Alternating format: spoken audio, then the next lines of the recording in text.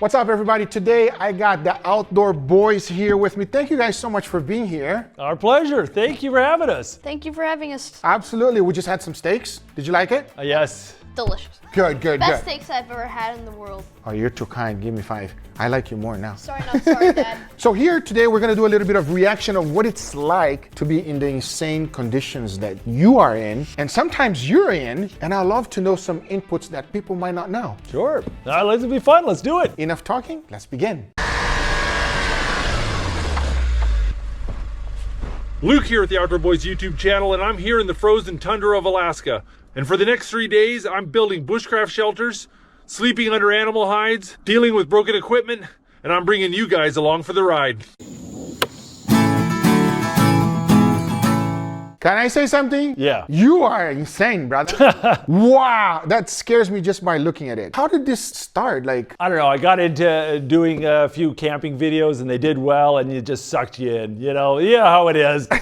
are you afraid at all of being outdoors at all, or nothing scares you anymore? It's been a while since it scared me. It's been a while. There's certain things that occasionally scare me, but just being out in the woods, no.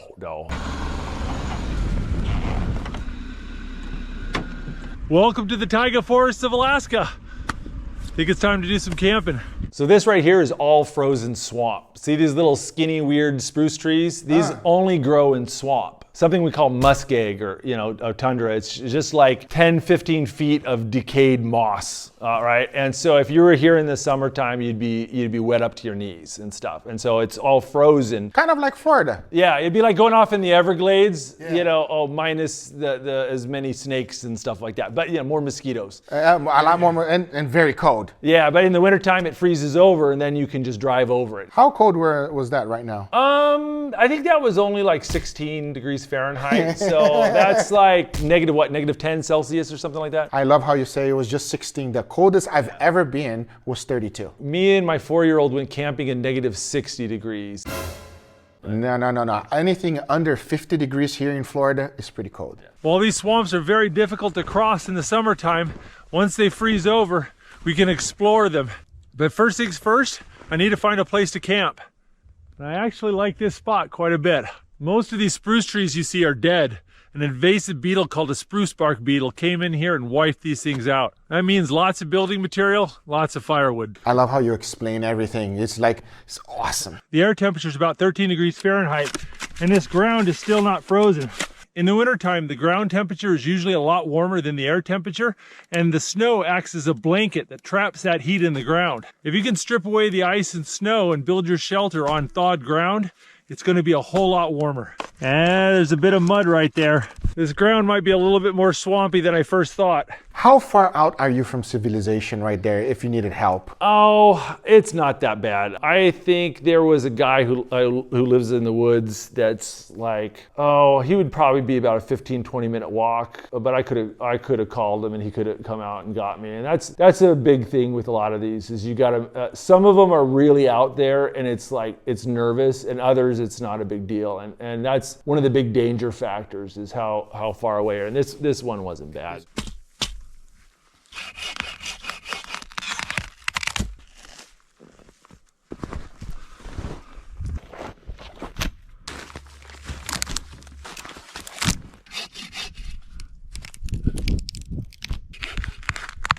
With filming and cutting everything, how long did it take you just to prep the trees? That's a good question. Wasn't terrible this time. That's one of the big things why I need to find a place with lots of deadwood, because the biggest time factor is carrying the wood back to camp. So if you're having to go out and search for a dead tree and you're spending 5-10 minutes searching for each tree and you need 20 trees, that's an hour just walking around looking for trees, and you only have 6 hours of sunlight. So, that's not good enough. So this was I could get all of these trees within almost sight distance of my camp. And so I knocked it out pretty quick.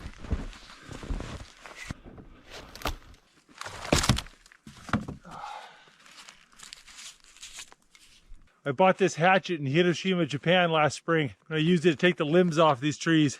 I get so many people asking me for a link to where you can buy that hatchet. I'm like, you can't. I got it from like an old dude in Japan in like an antique shop in the basement of his house.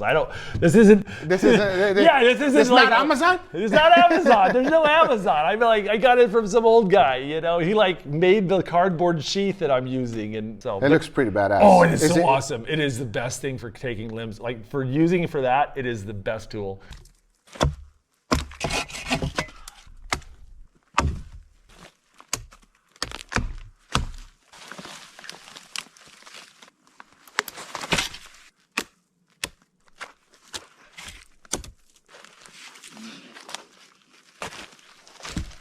You can see it's already getting dark. Yeah.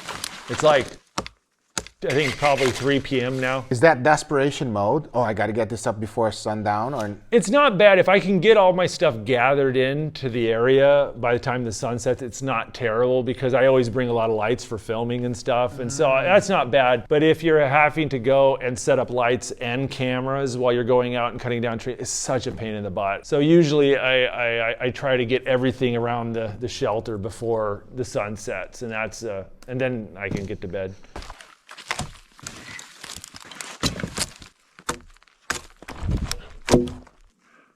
It's 3:50 p.m. Starting to get dark. It's this close to the Arctic. We don't get a lot of sunlight. Ah, well, I better bust out my lights.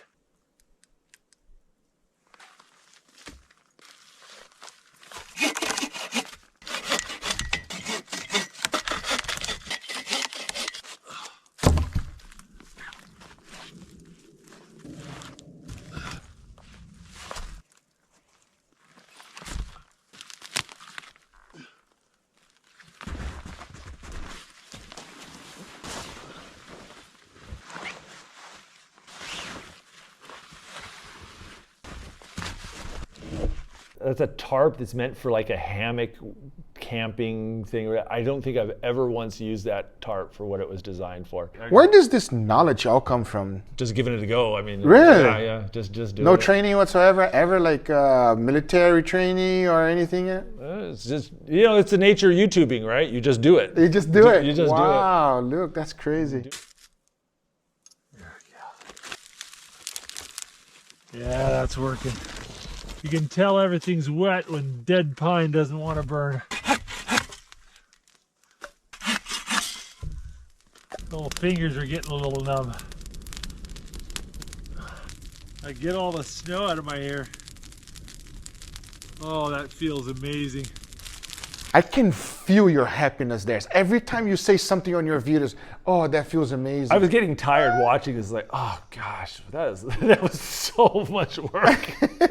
I'm like, when you get to this point, it must be so satisfying, no? it's nice when you get that fire. It makes a difference. It really does make a difference, especially when you're wet by then and stuff. It's nice. We can feel it. We can feel it through the video. It just, See, that's one of my favorite moments because it's so real and relatable. You're just chilling and you're like, oh, yeah. all right, back to doing stuff. Gotta go finish this. I've got a shelter, I've got fire. I think it's time to start working on dinner. This is my favorite part. I'm so Mine too. impressed. I'm so impressed. I haven't seen this one, but wow. Watch this, everybody. I got a sweet potato and a little bit of tin foil here. We're gonna wrap that up. Does he make that a lot? All the time. He loves the tinfoil tactic. Do you like it? Does it taste good? Yeah, it does. It's a nice way of cooking. You can just shove it in the coals. It doesn't melt the tinfoil, and then it doesn't, trash the meal itself. So it doesn't taste like campfire or coals. Doesn't taste like dirt. Got a nice pile of coals here. Bury that sweet potato in the coals for about 45 minutes. Oh! Another classic dad. Another classic. Why, he likes steaks a lot? He does. If you don't like a steak, something's wrong. Can everybody give a hand, please? We have people in the back, everybody. Yes, I agree. Thank you, I agree. I think I actually remember sitting here like exhausted cooking steaks and thinking, You know, Guga just gets to do this part indoors, and one of us is being a lot smarter with YouTube than the other one. You know, it's a lot easier the way I do it, I'll tell you that. I'm doing this the hard way. Hold your hand over the fire and count 1, 2, 3. And when you can get to 3 without it hurting, that's about 375 degrees Fahrenheit. So right about here. I love that knowledge because in Brazil we teach the same exact way. So if you can hold your hand on the fire within only 1 second and immediately take it out, that's perfectly for searing. And there, 3 seconds, 375 degrees. That's the way to do it right, everybody.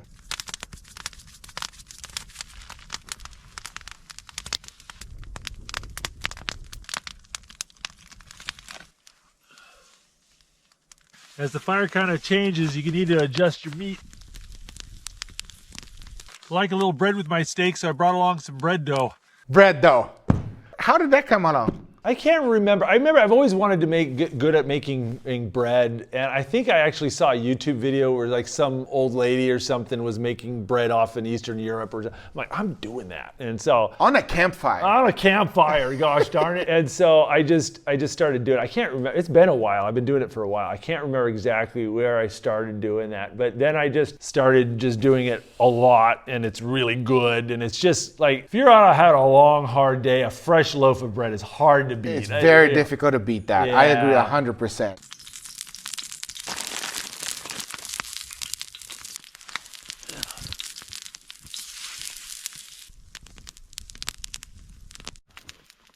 I got a question. Does the smoke bothers you at all because you're doing it so often and for such a long time? I think I'm a little bit less sensitive to smoke than most people, obviously, because I'm around it all the time. But how you build your fire in your shelter affects how the fire draws the smoke and stuff. So when you get down and you're on the bottom of the snow like that, you've got a windbreak all around the fire. So you don't, smoke tends to go straight up a lot better unless you're really got a ripping wind. There's a lot to it. Like one of the big things is if you get a lot of smoke, build your fire bigger. Hot fire, no smoke. no smoke, and then yeah, it's so much better. And then there's like, you'll see me build a heat reflector, which is like a wall behind your fire to push the heat back. That's really good because the wind that's going to blow the smoke into your face is behind your fire. The wind will blow left and right, but not in your face as much.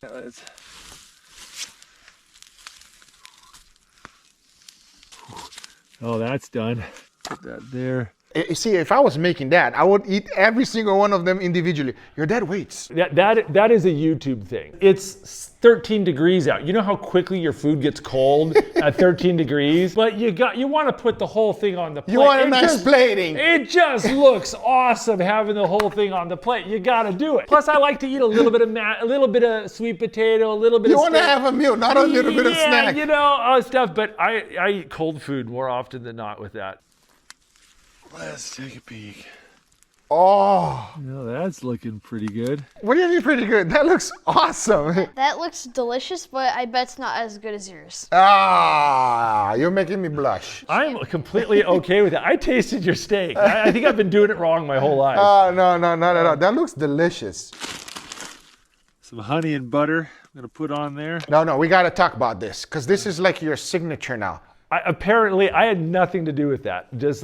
All of a sudden, people are like, honey butter's like a thing. I didn't know that was like a big deal, but like, That's your thing. He's the honey butter guy. I guess so. I guess so. When I saw your video for the first time, it's so relatable to me because for breakfast, I always have honey and butter, no matter what. And so as soon as I saw that, I was like, we're going to be good friends for a long time. Hey, it is good food. Sweet potato is so mushy. It's exactly how it should be. I'm gonna put a little cinnamon on my sweet potato and on my bread. Cinnamon and on potato, it's like, you ever went to Texas Roadhouse? Oh yeah. And they have the cinnamon, The cinnamon butter, yes. Oh my God. My wife buys that by the tub, and like it's always in our fridge. She It's loves that so stuff. good. Yeah, It's so yeah, good. It's so yeah. good. Medium rare, sir. Congratulations. Look at that. How'd you use the thermometer? I'm just one with the steak. It looks delicious, and I will eat that right now. It doesn't look like you're in the middle of nowhere. It looks like a lot better than a lot of steakhouses I've seen. I'm just saying you are a walking steakhouse. Ah, did you like the steak? It's the best steaks I've ever had. How do you like your steak? Because before you didn't like it, you like it more well cooked. But then this time you tried medium rare. Was it still your favorite now? You make medium rare taste like it's the best thing in the world. And you cooked it. A lot of the steaks you cooked it. Yeah, you did a good job, Tommy. I expect you to cook like that when you get home, man. My mama's going to be proud of me. Yeah, she sure is. We got sweet potato and cinnamon, honey butter and bread, and 2 massive chunks of seasoned steak. That don't look cold. No, the steak was good. That looked That one good. did pretty good. I think the bread was a little cold. That is good.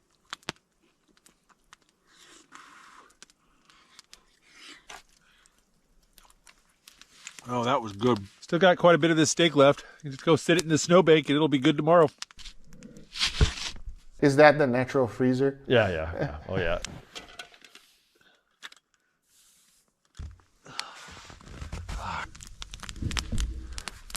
Well, now that we've had a fire in here for several hours, we're starting to figure out what the ground situation is. Over here, it is really soft. Like, look at this.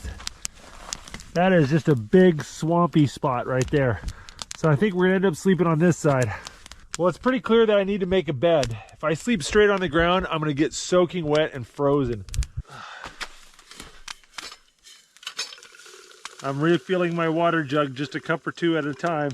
Gotta melt a lot of snow to get 2 liters of water. I've only seen snow twice in my life. So for me, it's mesmerizing. So you got to melt that much to have that little of water. Yeah, that entire thing full of snow probably was like this much water. So it's not a lot. It depends on how dense the snow is. Yeah. If you get like really heavy, wet snow, it's better. If And no yellow snow. no yellow snow, that's not lime. I didn't bring any sleeping bags or sleeping pads, but I brought my caribou hide. Caribou have these thick, hollow hairs. They're really warm. You double a caribou hide over on itself, it's pretty thick. That's a meat I never had. And I almost tried everything. Is it good? Yeah, I mean, it's lean. It's like wild meat. Is it Gamey? gamey? All the ones I had weren't, but I think it depends on how you process them and what time of year. But actually, if I get up to Kotzebue or something next time, I'll try to grab you some caribou steaks and send reindeer steaks. I'd love to send try them it. down to you. They're my personal morning game meat. Really? They make a killer sausage. Best thing on the planet. Wow, better than steak. Way better than steak. Wow, I'm impressed, and now I have to try it. Actually gives you some cushion and lots of insulation. Let's see how lumpy this is gonna be. Wow, I'm tired. It's almost 10 o'clock. I'm pretty tired. Well, instead of a sleeping bag, I'm gonna be sleeping underneath a bison hide tonight. I use the bison because it's one of the few animals big enough to cover me. I'm kind of a big boy. The nice thing about using animal hides when you're sleeping next to a fire is that these won't burn up. Sparks can land on them, the fire can get real hot, doesn't matter. You'll wake up long before these things catch on fire. It's gonna be very cold tonight, and my water bottles will freeze solid if I don't keep them near the fire. So I'm gonna put them just right down here.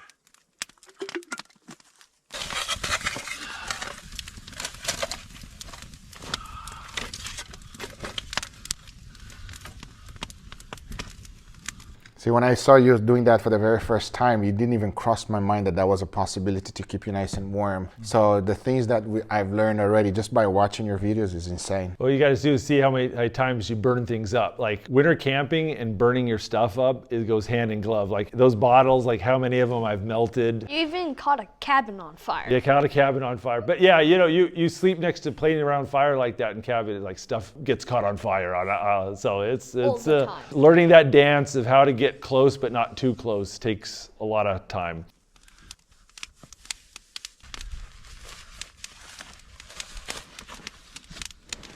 Those booties, you use them all the time. They work? They're wonderful. Really? They're They wonderful. even got padding on the bottom so you can jump out, run in the snow, you know, use the bathroom. So it's nice and it make your feet hot. Hot might be overstating it, but they're nice. It looks like it's just a piece of plastic, like a garbage bag. They're like a down jacket. You know those puffy down jackets? Same thing, but That's they're- what it is. Yeah. Oh, but for your foot. And so they just like, they crumple down like super small. They weigh nothing, but they keep you pretty warm. So, I mean, if you're kind of like a luxury item, like I'll be on campouts where I'm like roughing it and I'm still bringing my booties. That's kind of my luxury item. It is late and I am tired. I will see you guys in the morning. Oh, good morning. Stayed pretty warm, but the bed is so hard. Oh. That yes was deep. Yes, like you get up like, oh, I'm paralyzed. Oh no, I can feel my legs. Wow. Oh, that feels good. Get my toes warmed up. Frozen boots. How many times have I put on frozen boots? Gonna warm up the honey butter.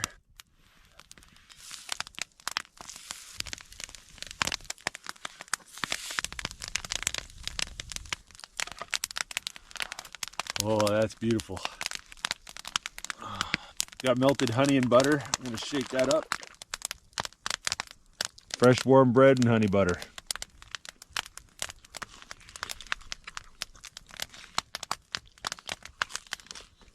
It is definitely colder today. If I'm gonna stay warm, I'm gonna need to make this shelter a whole lot better.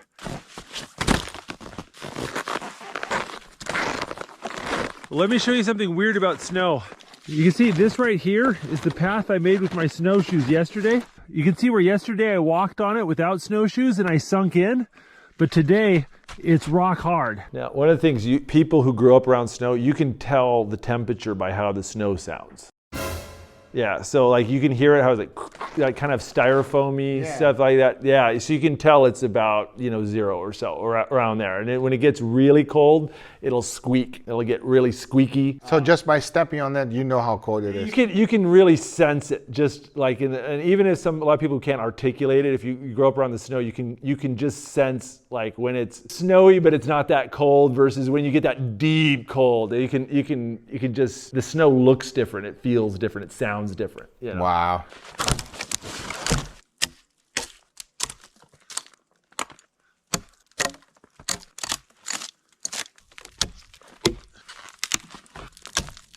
I want to push this snow berm back a little bit and make a little bit more room. So I've been throwing my tree limbs and logs in here.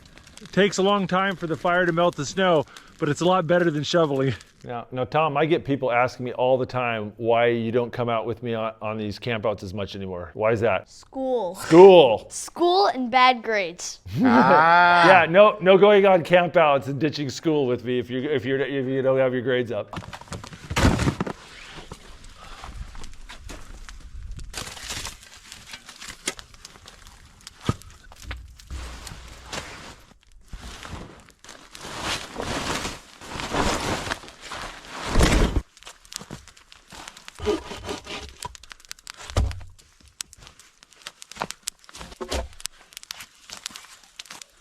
Yeah, the pit was so muddy. I don't think I communicated that well in the video, but my boots were getting wet. Soaking wet. And that's one of the worst things about, when you're cold and wet. And then everything freezes in the night too. If your boots are wet, then they're like just go rock hard. If you can get them cold when they're dry, it's not so bad. It sounds like it's miserable. It can be. There's a lot of things I like about it better than summertime camping. I kind of like it when the weather feels like it wants to kill you a little bit. It's nice. Agreed. That explains a lot, Yeah. right? I feel that same way too.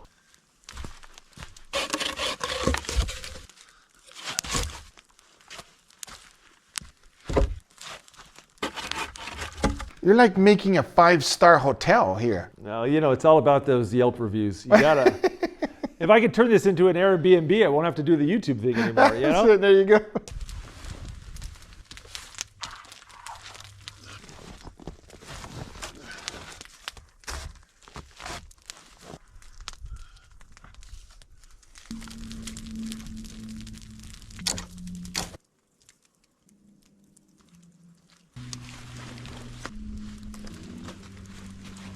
One of the things I just wanted to say is when he does the clips, you can look in the background and just watch how different the lighting goes. Yeah. You can see the fire go change and the light change. It's just cool. It's been a long time. He's doing that for a while. Yeah, you can see the passage of time on it.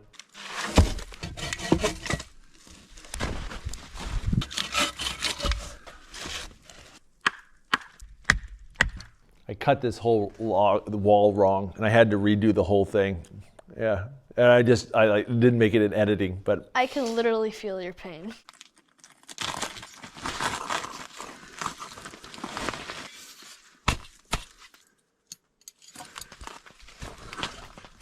I wasn't too sure how warm this shelter was going to be. I was really hoping this would work out.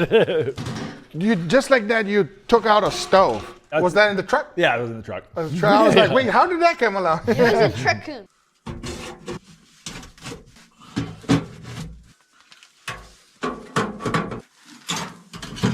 There we go, got my stove installed. Hopefully this will keep me nice and warm. Well, I got my shelter set up just in the nick of time. It's already starting to get dark. Luckily, I already have a lot of firewood laying around. I'm not gonna need as much as I did last night.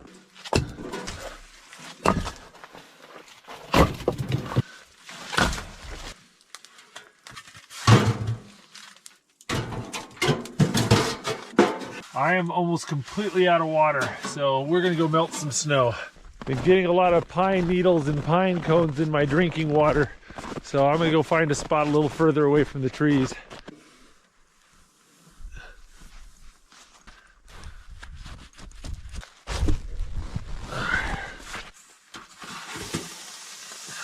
There we go. Got my leftovers. Woo, it is frozen.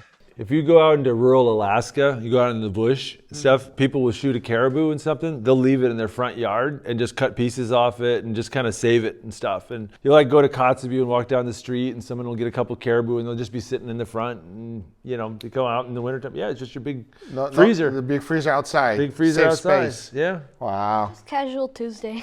I'll just put it over here. Hopefully it'll thaw out. Well, it's about 5 o'clock and I'm in for the night, so I think I'm gonna start making some dinner. All right, I got some black beans here. Shout out to my Brazilian peeps, beans and rice. Woo! It's so mind-blowing to me that you're cooking this over there. Oh, these onions are frozen.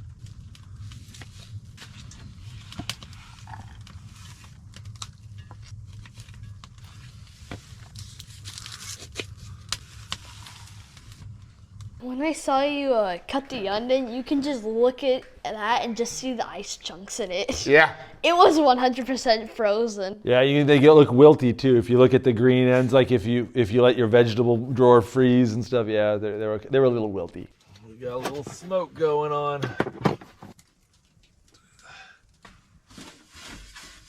The logs over on that side were starting to smolder. You can tell the logs are getting hot. There's pine sap bubbling out of them.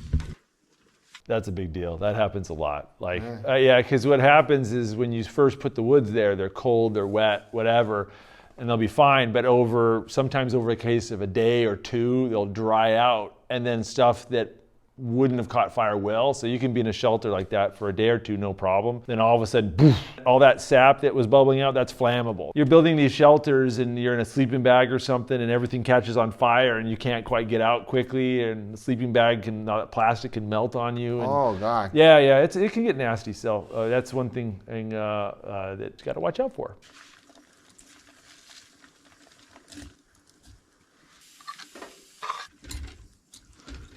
Oh yeah, that's thawed out nicely. It's warming up well. I've never had a steak frozen and then eaten it after. Is it good? It's not bad if you do it slow. Yeah, and what you want to do is you want to cook it a little pinker than you would like, because it's gonna. That way, when we reheats, it's kind still of okay. It's still not well done, you know. Yeah, Right. yeah. Makes sense. All right, just added some rice. Starting to smell so good. Question: you have to live without one: rice or bread? I live without bread. You live without bread. Rice. Me too. You? Bread. Yeah. I don't want to lose a sandwich. It's still pink. Not too bad. Not too bad. That looks so good to me. I can eat that all day, every day.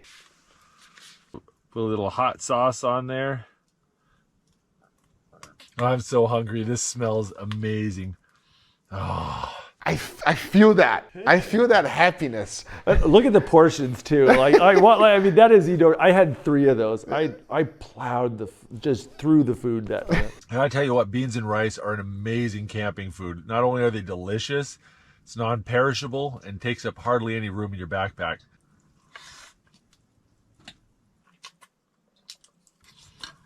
Oh, that's so good. Oh. I want to check something here. 2 degrees Fahrenheit. Let's compare that to what's inside the shelter. Put it right there and give it a few minutes to warm up. All right, it's been a few minutes and you can see it's just a little over 50 degrees Fahrenheit here at the bed. I mean, it's not exactly warm, but that's a lot better than outside. But watch this. I'm going to put the thermometer on the ground.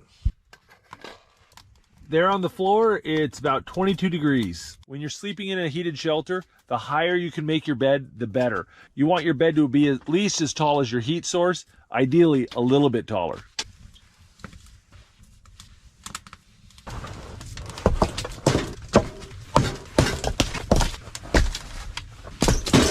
Well, I've been in the shelter 5 hours and I've already gone through 2/3 of my firewood, so I had to go out and cut some more.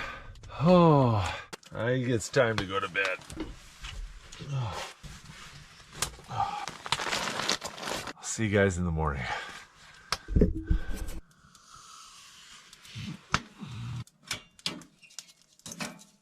Now, this is a good shelter. This was warm. This was pretty warm. What do you mean? That's like a Airbnb. Yeah, that's nice. You gotta charge good money for that That's one. good money. That's Tell you what, I slept a lot better last night. It was a lot warmer and more comfortable. But I did have to wake up a bunch to stoke the fire. I woke up about 2 a.m. the first time, and then at 3, 4:30, and then 6. How does that work? You have an alarm clock, or is it just start getting cold? started getting cold. Start getting cold? And I've gotten really used to it. Just I wake up easily and stuff. It's like raising kids, you know. By the time it's your 3rd kid at midnight feeding, you're like, I know how to do it. Yeah, you just. I see. So for breakfast, I've got an omelet. I made this at home. It's got sausage and vegetables, cheese, eggs. Went through it in a vacuum sealed bag and then froze it. Now all I got to do is just warm it up. That's the sous vide. Yeah. Wow. Yeah, that's what the dog mushers do. This is, we did a video with some pro dog mushers last year, and they just use some sterno or heat, basically, and they basically have all their meals like this and just warm them up. Doesn't that look good? This is so much better than dehydrated. That one don't look good. Yeah, that one don't look as good as the steak. The steak looked nice. It did. That was a stretch. All right. Well, I think it's starting to get up and face the day. Oh, look at this. My pants are all dry. My mittens are all dry. I always bring backup food for a lot of reasons, and I had this bit of pork here that I didn't get to use, and I was keeping it underneath my bed to keep it cold. A mouse got into it. Yeah. It's not bears, it's the mice that cause you trouble. It's probably a vole or a lemming. I just cut off that part. It's still good. I just cut out that part. It's still good. Still good. It was. I already ate that. That was good. Yeah, it was good. I have more trouble with mice than any other animal, hands down. And the longer you camp in one spot, the worse the problem becomes. It's like more and more mice find you. When the mice get really bad, they'll start coming in at night and grabbing your hair and pulling out bits of your hair to make their nest. It's Oh, hell no. What are you worried about? No, I don't know. I just don't like them touching me. Oh, don't touch me. No. Oh, it's 10 a.m. and we're just in time for the sunrise.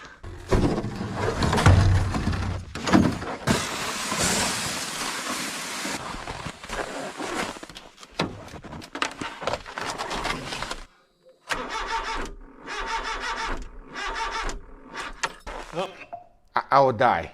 I'm dead right there. Uh-oh. That's not good. Car doesn't want to start, and it sounds like it's the battery. It's 0 degrees Fahrenheit right now, so I wouldn't be surprised if the battery's so cold that it just doesn't want to start.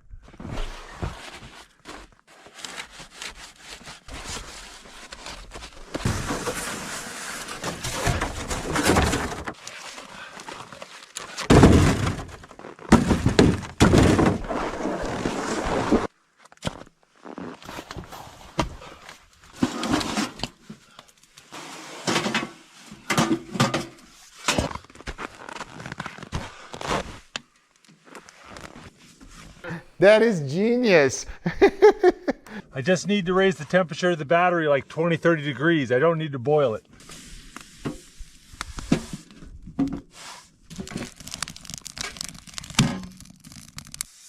All right, that's feeling warm.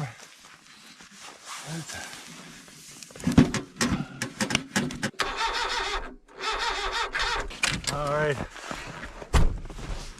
Didn't work. Oh. Oh, you gotta do the engine now. Yeah. Oh. I'm gonna try to warm up the engine block and see if that helps.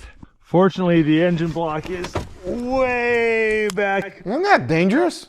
Yeah. This is actually probably the sketchiest thing I did on the whole trip, because those. Isn't that a gas pipe line or something? Oh no, I'm not worried about that. What it is I'm underneath the car, and the car is being supported by snow, right? I just dug the snow out. I didn't even think about that. So if the sides of the snow collapses and Bye-bye. and that truck lands on me while I'm kneeling underneath it, I get pinned to the ground and I just sit there and freeze to death or die or whatever. So that's not good. So use proper jacks and stuff when you do that sort of thing. Wow, I didn't even think about that.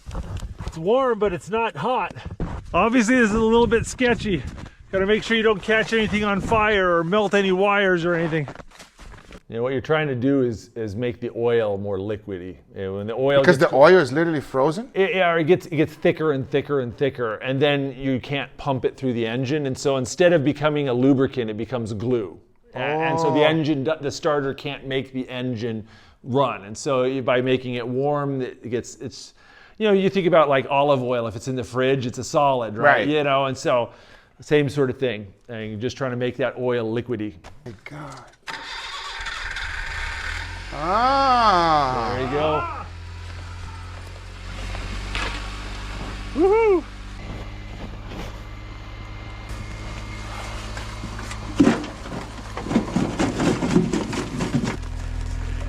This is living in Alaska in a nutshell. Stuff goes wrong, things break, and you just gotta deal with it. It's not like I could call a tow truck. Engine's warmed up. Let's see if we can get out of here.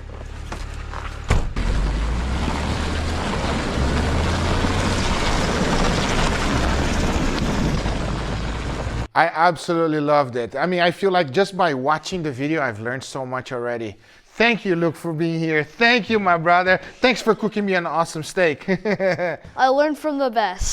There you go. Now it's maybe one day I'm going to visit you guys and you guys are going to show me around. Absolutely. Guys, make sure you guys go check out the Outdoor Boys. Everything will be on the link in the description down below. Give them a follow. Thanks for coming. Thank you for being here. Thanks for telling me all this backstage stuff. It was absolutely awesome. Oh, thank you very much. It was a pleasure. I hope you guys enjoyed this video. If you did, hit that thumbs up. If you're not a subscriber, be sure to subscribe. We'll see you guys on the next one. Take care, everybody. Bye-bye.